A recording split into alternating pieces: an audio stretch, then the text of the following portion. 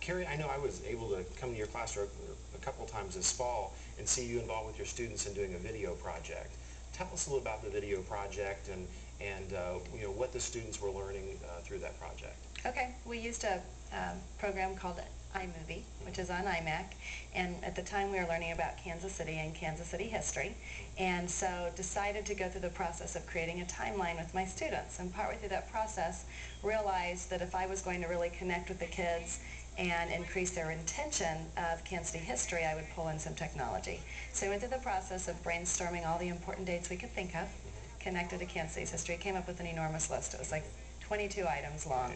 Went through a process with the kids of building consensus and whittling that list down to 8 or 9 items. And I put the kids with a partner and told them they had 30 seconds for their particular date in Kansas City history and that they needed to do some additional research, which sometimes involved books and other times involved the internet.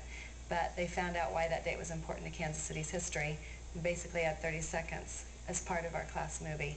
And when we were all done, it was a really powerful display of learning. It was great. It was great. But I also know, and I really a question for both of you, sometimes things don't go as they are planned. So I mean, what do you do when the you've got a lesson planned or you're doing something and the technology just doesn't work the way you thought it would? Well, in this case with the iMovie, I plugged a new speaker I was all excited to use, a microphone, in the wrong place. And so we went to download our movie clips onto the iMac, and there was no sound. So we went through a great problem-solving process of deciding to keep those clips, but to add voiceover, which we talked about was an option since we were using iMovie, and it wouldn't have been an option if we were just doing a videotape.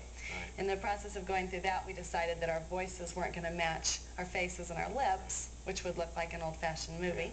So we decided to make it sepia-toned and go with the old-fashioned theme and embrace it. And it was a great learning process. In fact, I'm confident we learned much more because of that mistake than we would have without it. And I think when you use technology, you need to be open to the fact that you're learning right alongside the kids, and mistakes are going to happen, and mistakes are how you learn. Yeah, and that was great listening to watching you and the kids process through that was really fascinating.